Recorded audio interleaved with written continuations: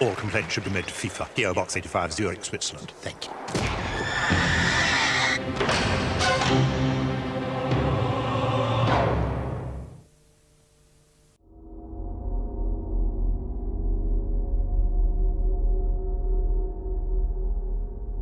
The Gellard Juniors' rise as the UK's top football firm was not always a picnic in fucking playdays, with Schwimmer's leadership often tested. Oh yeah, who was it? Yeah, Gary Stella. Yeah, I remember he used to always be going on at David Schwimmer. You know, would be on the touchline at the boys under 12 games and he'll be like, oh, you know, oi Schwimmer, I've just been chatting to Rachel, says that you weren't on a break, and he used to laugh to himself, and, you know, I laughed a bit as well, but then David Schwimmer would be like, no, you don't say that.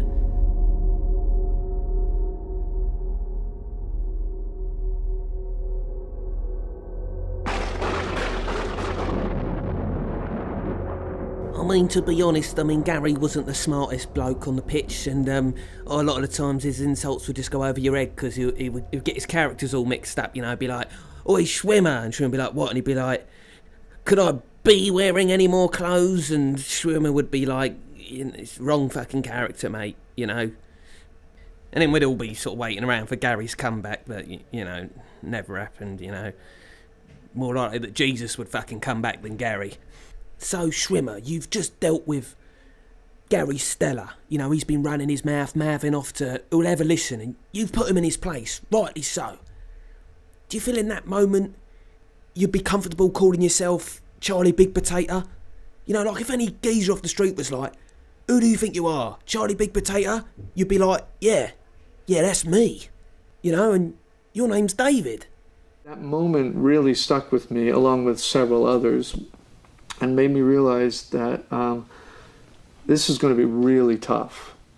It's going to be really tough because people start treating you so differently and assuming things about you, and it takes a lot of work to navigate.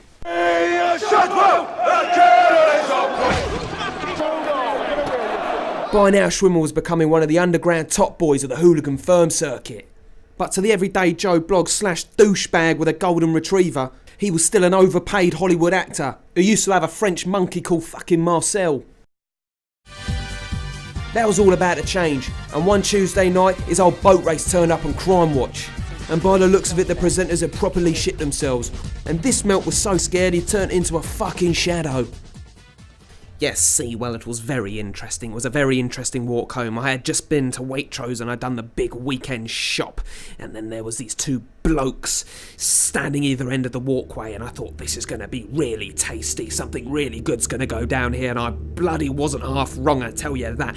One bloke was like, what are you looking at, mate? And then the other one was like, I'm looking at you, mate. And then they both said mate for a bit. I think one of them might have said bruv, I don't know the terminology that these people use, but anyway, it was back and forth. And then one of them was like, I've got a bag full of sandwiches here, and the other one was like, yeah, what's that of concern to me? And the other one was like, well, what do you think they're filled with? And he was like, I don't know, what are they filled with? And he was like, they're filled with pain. And that's when it all kicked off. He swung round with the baguette like some sort of sledgehammer, and it breadcrumbs everywhere. The ducks went fucking apeshit. Kids were crying. It was carnage, bedlam. It was so good it could have been a scene out of the new fucking Star Wars film. It was that angelic with the movements, and it gave me something to talk about Monday morning in the office, I tell you that. Because they're always calling me boring. That's right, Steve. I'm the one with the stories. Nobody gives a fuck about your car boot sale you went to down in Reading. Fucking Steve.